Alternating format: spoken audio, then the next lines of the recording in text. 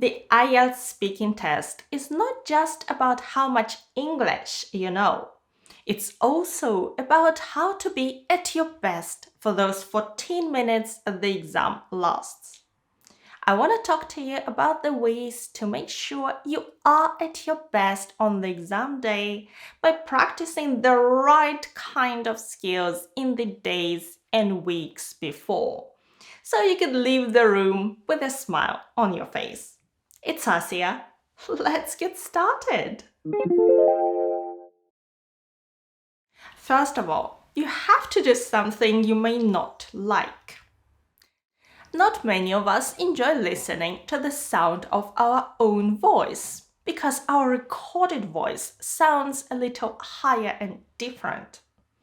Well, I'm sorry, but it really is a great idea to listen to yourself speaking in English. Why? It's a good way to check your pronunciation and intonation. Do you speak clearly? Are you intelligible? In other words, can other people easily understand you? Also, are you able to make the meaning of what you see clear through emphasis? If I want to express my opinion, for example, I might want to stress a particular word. Well, I suppose that could make a difference to my band score. Examiners will notice that kind of skill, so it's worth practicing. Listening to yourself will also help you identify sounds or particular words you have problems with. Let me think of an example. I'm not very familiar with the literature on this topic, but as far as I understand, it's a very controversial issue. The British say it one way, people in the US say another, and you can check that online very easily. Literature. Literature. Literature. And remember, you don't have to sound like a British, North American, or Australian native speaker. What matters is that others understand you, that your pronunciation is clear enough. Starting by yourself can be a bit lonely sometimes, right? So it's much better to practice with someone. Ideally, another person preparing to take IELTS. I think very often it may be even better to share your IELTS practice with one or more others who are not necessarily close friends, but people you can be honest with and who are honest with you when it comes to constructive, not destructive feedback. That feedback will include comments about how you sound to others. You can find a speaking partner via our Telegram channel. Every month, we publish a post that gets hundreds, sometimes over 1,000 replies from interested IELTS candidates. I'll leave the link to the channel in the video description. Alternatively, just open your Telegram and search for Fastrack IELTS. Then go into the search menu in the corner and enter #partner, and you'll get straight to the last post, the latest post. For the best results, look for a partner with a similar level of English so your partnership is mutually beneficial, but ideally from another country. In this case, you'll have different accents and will be able to get feedback from someone who's not that familiar with your pronunciation and your country's culture. Part 1 is all about fluency, giving relatively short answers to a series of at least 11 questions on 3 topics in 5 minutes. You know, questions about ourselves, our experiences and feelings more than anything else. It's important to sound fluent, even though each answer is possibly 2 or maximum 3 sentences that often follow a pattern of statement, reason, or cause. Example. For instance, would you like to be an artist? No, I don't think I would because I'm not all that good at drawing. And I've always been more interested in numbers and sciences. Anyway, I'm sure nobody would want to see any of my art nor buy it, of course. Simple language that has a nice flow to it. That's the idea in part 1. Now then, to give yourself the best kind of pre-exam practice, why not try the following? Prepare questions on one mandatory topic: work or studies, home, hometown, family. Prepare questions on 2 other topics. I have a list of recent questions in a PDF document that is pinned at the top of our Telegram channel. Practice by yourself or with your study partner. In this case, you can take it in turns to be the examiner and the test taker. Ask at least 11 questions on one mandatory and 2 other topics. Remember to time yourselves. 5 minutes maximum, just like the real thing. And always remember to record your practice sessions. Play back for feedback. Use this feedback to improve. It's a simple pattern which we can repeat with topics and questions in parts 2 and 3. What's really important is the feedback, the way we can learn from this type of practice. For example, take this question from the mandatory Your Work Studies set. What would help you do your job better? More time. I don't have enough time to do everything. In any exam, the examiner will then ask, why? More explanation is needed here.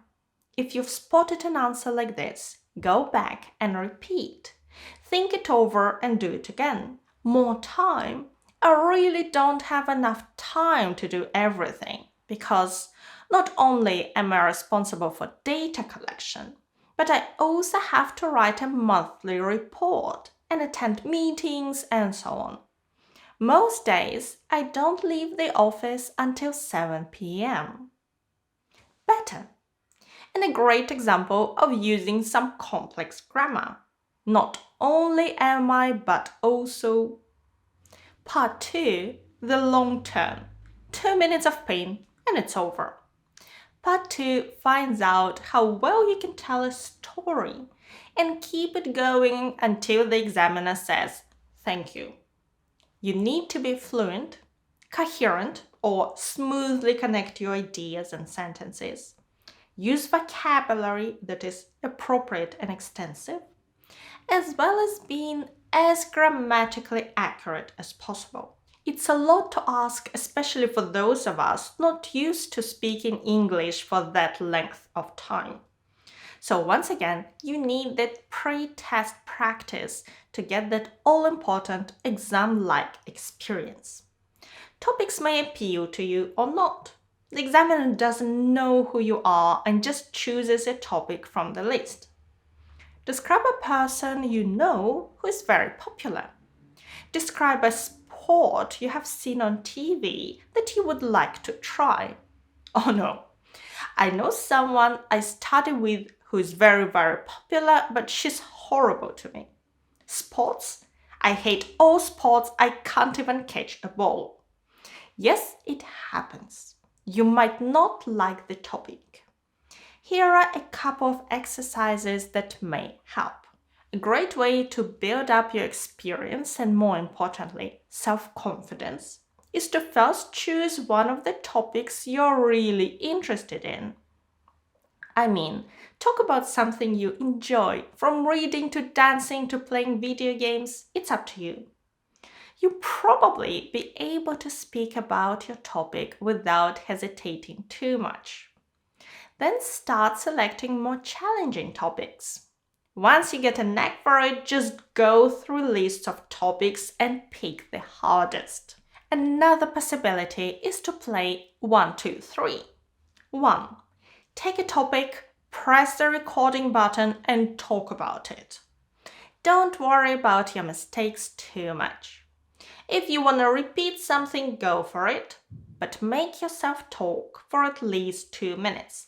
If you need more time to finish your story, take more time. 2. Listen to your recording and think about possible improvements. Were you repeating yourself? or jumping from idea to idea. Or maybe you were lacking some words to explain your thoughts. Improve on that. Here is an example. How can we improve this sentence? Someone is describing this pot of squash. The ball mustn't touch the floor twice before you manage to hit it. If it does, then the other player makes a point. Well, in games like tennis and squash, the ball bounces, moves quickly up after hitting the surface. And we don't make points. The verb is to score, or more colloquially, to get a point. Correct your answer.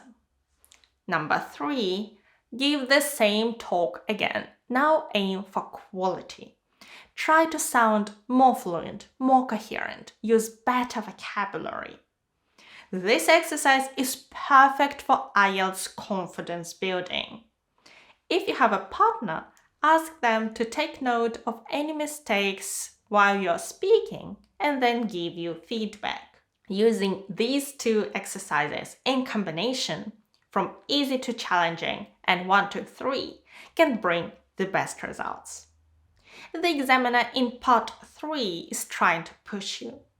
Are you able to express yourself using complex structures and showing off your range of vocabulary?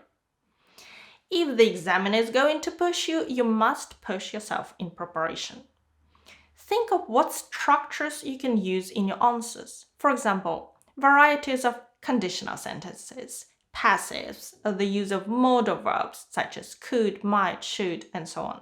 Imagine your part 2 topic was, describe a house or apartment where you would like to live. Now it's part 3. The examiner has 3 sets of questions. Set 1 is the easiest, set 3 is the hardest. They will choose 2 sets for you depending on your previous performance. Set 1 might be mainly descriptive. Tell me about the types of accommodation available to young people in your country. Set 2 would be more comparative. Is it better to buy or rent a place to live? Was it easier in the past to find affordable accommodation? Set 3 is more abstract, more speculative. To what extent is it the responsibility of local and national authorities to help young people buy their own property? Can we say that there is a right age for young people to leave home to set up for themselves?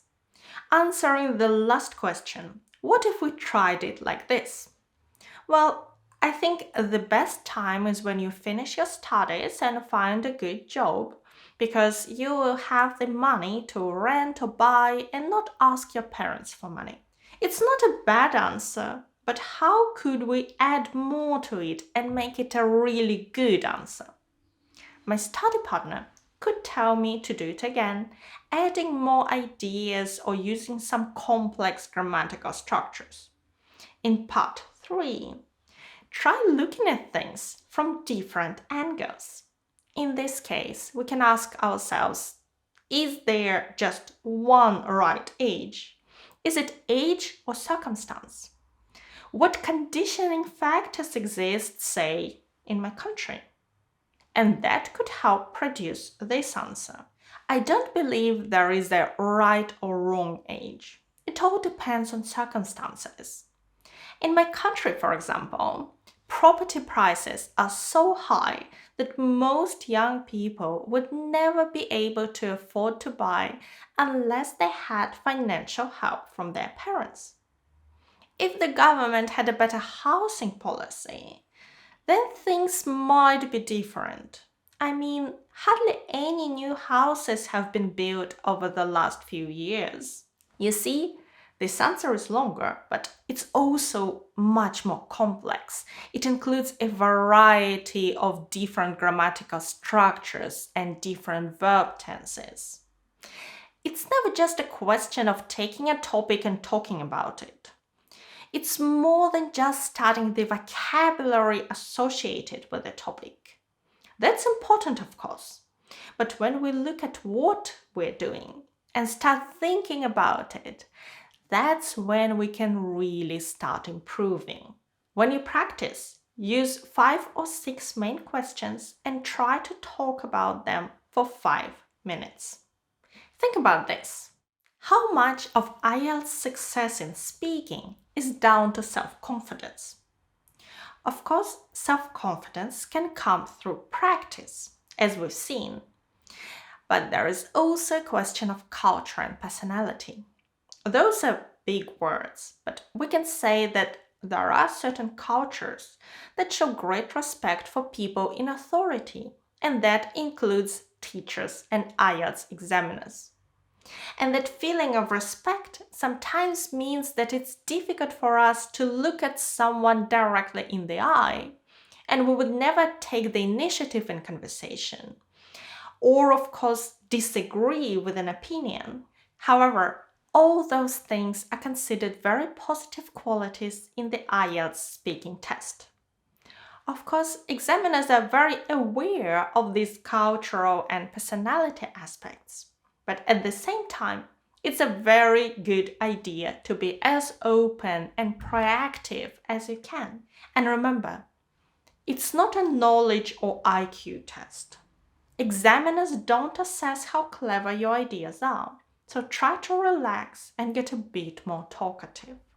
One way to improve is to try out a few icebreakers, and you can practice them in advance. What I mean is, start speaking as soon as the examiner greets you. This is something you can easily practice with a friend or by yourself.